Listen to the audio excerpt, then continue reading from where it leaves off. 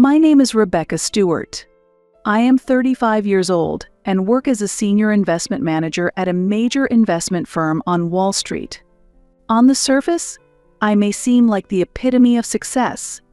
I live in a luxury apartment in Manhattan and have a family consisting of my husband and 2 children. My husband, William, serves as an executive at an international construction consulting firm. Our 2 children, 8-year-old Erica and 6-year-old Nathan, attend one of the city's top private schools. However, life has not always been smooth. In particular, my relationship with my family back home has cast a complex shadow over the years. I vividly remember that day 17 years ago. It was the last day of high school, and I had just received a full scholarship offer from the top business school in the state. Excited, I rushed home to share the news with my parents.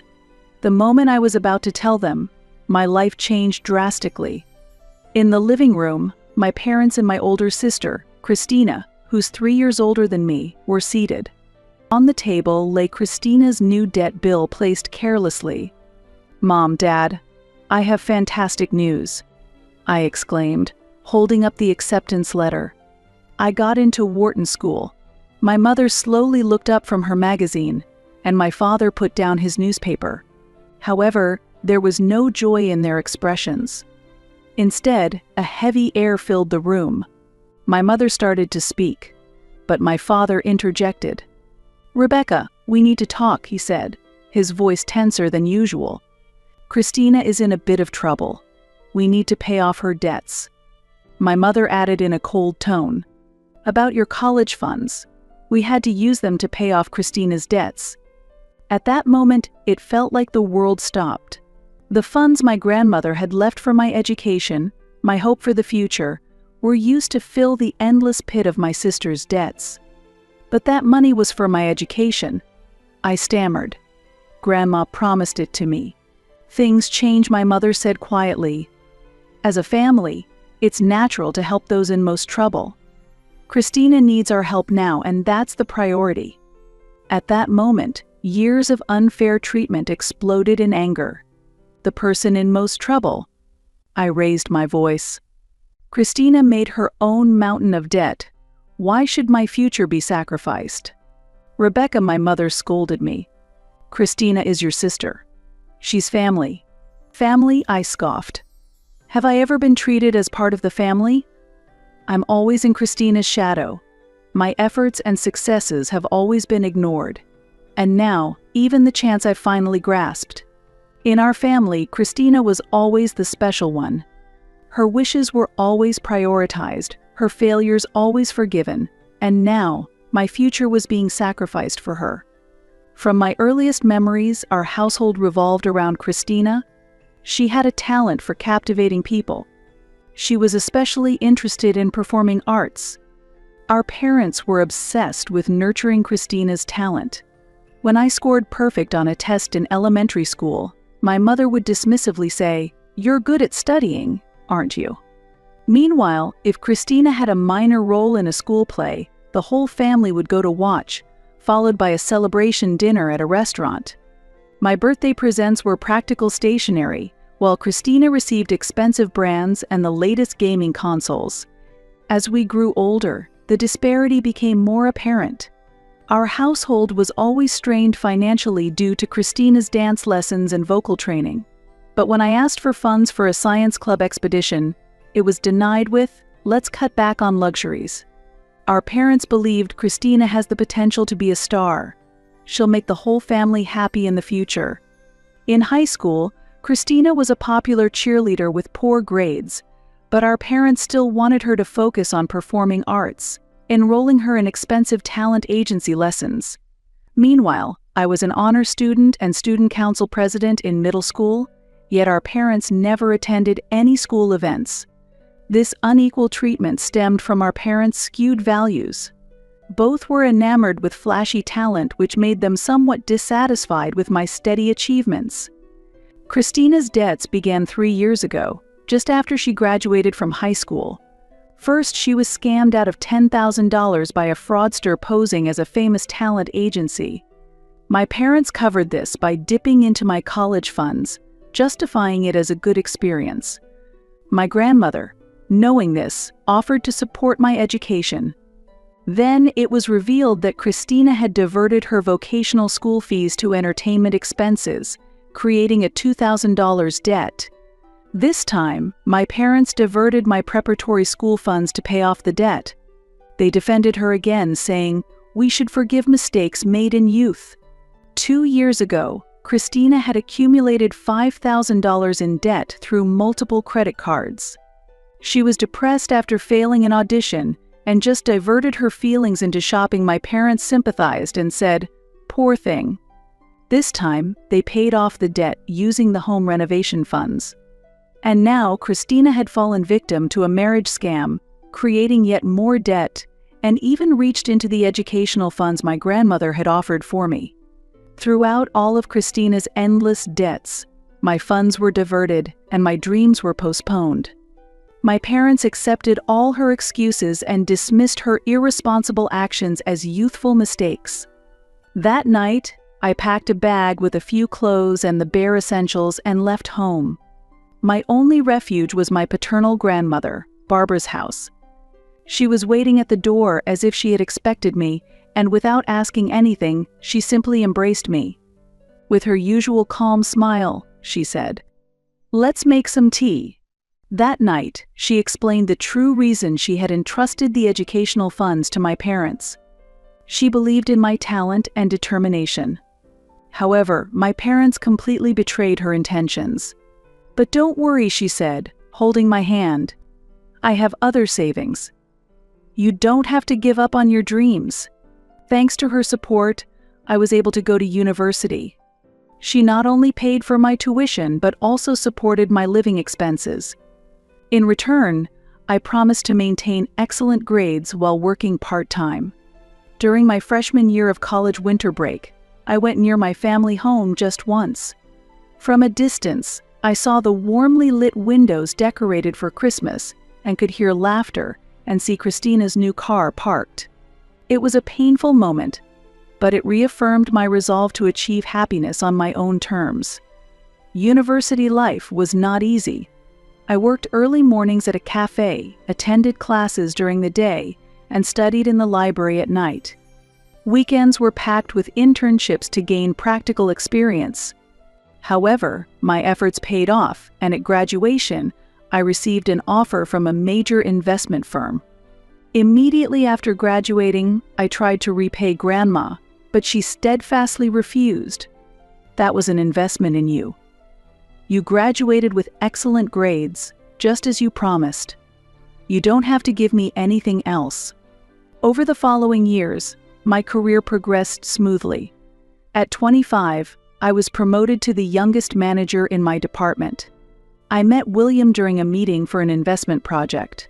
He was there as a construction consultant for the other company. During the presentation, he responded sincerely and accurately to my sharp questions. After the meeting, he approached me, saying, "That was an excellent analysis." I was impressed by his straightforward manner. Our first date was at a small Italian restaurant in Manhattan. He talked about his work and his passion for architecture, especially his experiences with infrastructure projects in developing countries. That night, I shared a bit about my family. After listening, he said, "We can't change the past, but we can create our future." From that night on, we gradually grew closer. Dinner after overtime, coffee on days off, and weekend museum dates. Time with him gave me new perspectives. A year later, we got married. The wedding was small but heartwarming. Although simple, it was perfect for me because Grandma was there. I did send invitations to my parents and sister, but there was no response. "I'm proud of your choices," Grandma said, embracing me after the ceremony. "This is the beginning of your new family." In the years following our marriage, our life progressed smoothly. A year later, our daughter Erica was born and Grandma visited the hospital daily. 2 years later, when Nathan was born, it was the same. She was the one who understood the struggles and joys of parenting more than anyone. Even after giving birth, my career continued to advance steadily. At 35, I became a senior manager and purchased a luxury apartment in Manhattan. Erica, now 8, grew up to be a studious and thoughtful child like me. Nathan, 6, took after William's outgoing and friendly nature. Our days are hectic with work and parenting, but at night, we gather around the dinner table as a family. I cherish these moments of everyday happiness more than anything. Meanwhile, my relationship with my parents and sister had completely ceased. Grandma occasionally reached out to my parents a few times a year. Sometimes I would hear about their latest news from her, but I avoided any further contact. The separation from my family had become a sealed past buried deep within my heart. Occasionally, the sight of mothers and daughters shopping together during the holidays or hearing colleagues talk about their family homes would bring a faint pain, but it faded amid the busyness of daily life. William understood my past and never broached it. However, during family-centered seasons like Thanksgiving and Christmas, he would subtly check on me. Grandma visited us every weekend, and the children were captivated by her stories of traveling the world when she was younger. Those stories were among the children's favorites. However, one day, with Thanksgiving just 2 weeks away, a phone call shook the tranquility of our lives. "Rebecca, there's something I need to tell you." Grandma's voice had its usual warmth, but was mixed with an urgency. "What's wrong?" I asked. "Your parents and Christina have contacted me. They want to come to my house for Thanksgiving this year." My heart seemed to stop for a moment. It had been 17 years since I had seen my parents and sister. Just the thought made my hands begin to tremble. "Do they know I'll be there?" I asked with a shaky voice. "Yes," Barbara answered quietly.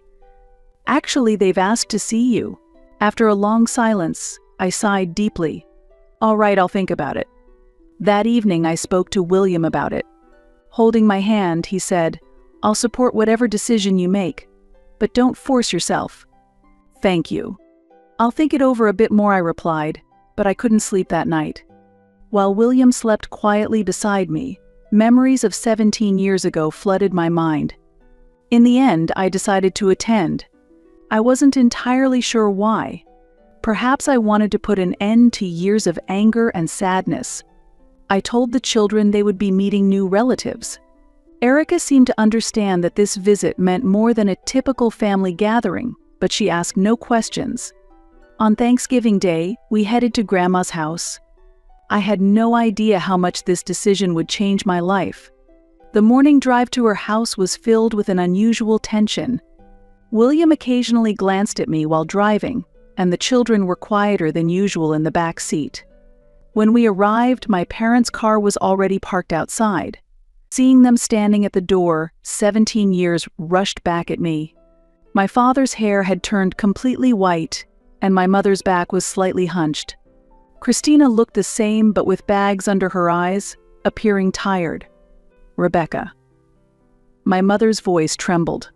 "It's been a long time," I replied flatly. An awkward silence followed. If Grandma hadn't appeared with her signature pumpkin pie, the silence would have probably stretched even longer. She eased the tension by introducing the children. My parents couldn't hide their joy at meeting their grandchildren, though Christina was visibly restless. Dinner went more peacefully than expected. The conversation mostly revolved around the children, their school activities, hobbies, and future dreams. Christina talked about her divorce, and my parents discussed their retirement life. It was a superficial conversation, but at least there were no conflicts. During the meal, I observed my parents. My father's hands shook in a way they hadn't before. My mother's cough also caught my attention. Suddenly, I realized they had aged. Gradually, the conversation turned to the unavoidable. "Rebecca, I want to apologize for that time," my mother suddenly started. "We were wrong about using your education funds." My father nodded, adding, "We almost ruined your life. I'm truly sorry." Although I had been waiting for these words, I didn't know how to react when I actually heard them. Something inside me crumbled.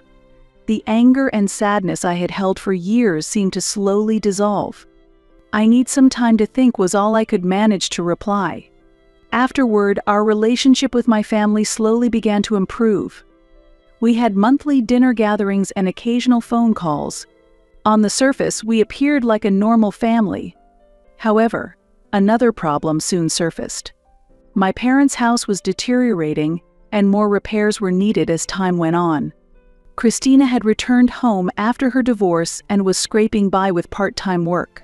Initially, I started helping them with small amounts for repairs. Gradually, it evolved into a monthly financial assistance for living expenses. Considering my financial stability, it wasn't a significant burden. I decided to support my family and began sending $1,000 each month. I also made sure our children visited regularly. However, one day, after more than 6 months of this routine, I received shocking news from Grandma. "Rebecca, you are being deceived," she said sadly. "They are laughing at you behind your back, saying, 'Let's milk her for all she's worth. She's rich after all.'" Those words chilled my heart. I talked about this with William when I got home. He was busy preparing for a 3-month overseas project he had been assigned to. After listening, he suggested, "Why don't you test them to see their true colors?" We talked for a long time that night. Erica and Nathan had already gone to bed, and the Manhattan nightscape formed the backdrop of our conversation. "But I'm worried about the kids," William said cautiously. "Is it okay to involve them in such a plan?" Indeed, I shared those concerns. However, I believed that if we didn't resolve this issue, it would somehow affect our children in another way. "I'll explain to them that they will be spending a short time at Grandma's house," I resolved. "You really are going overseas, so we should use that as part of our plan," he said, looking concerned. "Okay, but promise me, if things get worse, we will stop the plan immediately." I nodded, and the plan was set. Using William's overseas assignment, I decided to fabricate a story about divorce. The plan was to take the children and seek help from my parents. On the day we executed the plan, I took the kids to my parents' house. I deliberately wore minimal makeup, created bags under my eyes, and looked as if I hadn't slept well for days. We told our children that this was just a little act related to Daddy's overseas work. At dusk, we stood at my parents' front door, intentionally dressed in old clothes and carrying 2 suitcases. Before ringing the bell, I took a deep breath. My mother opened the door. "Rebecca? What are you doing here at this hour?" I brought up real tears to make my act believable. "Mom." I said, my voice trembling as I embraced the children's shoulders. In the living room, my father and Christina were watching TV and clearly annoyed by our arrival. I let the children play in another room. "William and I are getting a divorce," I sobbed. "He cheated." My mother and Christina looked shocked for a moment, then exchanged meaningful glances. My father didn't even look up from his newspaper. "So, we need to stay here for a while."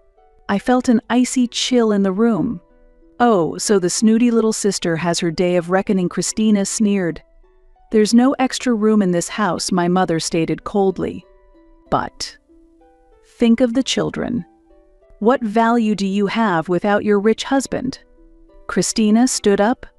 "You've looked down on us all these years, and now you run back to your parents' house when things go sour. Don't make me laugh.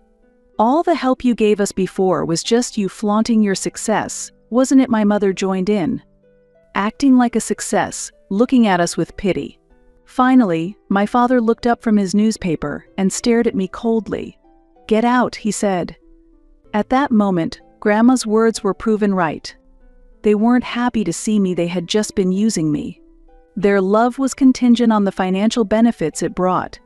The pain from 17 years ago resurfaced in a new form. But this time, I had the strength to handle it. "Okay," I said quietly. "This is the end of it all." I took the children to another room, grabbed their hands, and headed for the entrance. When we got home, I immediately started the necessary procedures. I stopped the monthly transfers and canceled the payments for the repairs. Calls of anger from my parents and Christina followed one after another. For the first few days, my mobile phone rang incessantly. The content of the messages escalated over time, eventually including threats. However, I did not respond to any of them. Instead, I decided to take legal action and hired a lawyer. As a result, a court ordered my parents and Christina to return the full amount of the education trust fund, paid damages, and issued a restraining order prohibiting them from contacting me. Unlike 17 years ago, this time I truly decided to sever ties with my family. It was also a testament to my own growth. The next weekend, I visited Barbara's house. She seemed to have already understood the situation. On the table, there was a lemon pie, my favorite, and cookies for the children. "Your mother came by," she said quietly. I gasped. "What did she?" "She wanted to see you." "But I turned her away because she's supposed to be banned from contacting you," Grandma continued as she poured the tea. "She brought some of your childhood photos. She tried to stir your emotions by showing you nostalgic memories." I couldn't help but give a wry smile. My mother's tactics were the same as always. Appealing to emotions, stirring up guilt. But those tactics no longer worked on me. Grandma had witnessed it all. "You made the right decision," she told me. "I've also made a decision. I won't leave anything to your parents. I've decided to donate my estate to charity. Now, I am looking at life from a new perspective. I have learned that blood does not necessarily mean family, and sometimes, the family you choose can truly be your family." Afterwards, Grandma made a significant decision. She sold her house and moved to an assisted living facility. "I've lived in this house long enough. I want to make new memories in a new place," she said. While preparing for the move, we sorted through the items that held memories of the house. An old album surfaced, and a photo of me on my high school graduation day appeared. Next to my beaming smile, Grandma looked proud. "Do you remember," she said, holding the photo, "that day you chose your future. And now, you've built a wonderful life." On the day of Grandma's move, Erica and Nathan were very excited. They helped decorate her new room and enjoyed drinking hot chocolate at a nearby cafe, which became their new treat. Meanwhile, my parents and sisters seemed to be struggling. The $1,000 I had been providing every month was treated as a rightful income to support their lavish lifestyle. Thinking they could always rely on me for money, my parents had squandered their retirement funds on stock investments. 3 months after I cut off the financial aid, Barbara told me about their situation. In addition to their original debts, the repayment of the education funds and the damages were straining their finances. Collection notices were arriving at my parents' house, and the debt collectors for Christina's debts were becoming more aggressive. I heard that my father started making even more reckless investments to recoup his losses and lost a significant amount of money. Christina had been duped by a new scam artist posing as a producer and had accumulated more debt. She was driven to a breakdown and became dependent on tranquilizers. My parents could no longer afford the upkeep of their house, had their electricity cut off due to unpaid utility bills, and were forced to sell their home. Eventually, they rented a small apartment in a rural town. My father began working as a part-time security guard, and my mother started as a cashier at a supermarket. Rumors reached me that Christina was moving from one friend's apartment to another to evade debt collectors. But this was a result of their own actions. They took for granted the kindness of others and exhausted it for their own luxury. "What goes around comes around," Grandma said quietly. "But you made the right choice. They were always going to live depending on others." Barbara is now living comfortably in the assisted living facility. On weekends, I take the children to visit her, and spending time in the facility's garden has become our routine. Erica joined the facility's gardening club, and Nathan enjoys playing chess with the other residents. William returned from his overseas assignment and fully supported my decision. "You made the right choice," he said, embracing me. "You are freed from a debt you never owed." Our bond has grown stronger than ever. I believe his support was crucial in overcoming this challenge.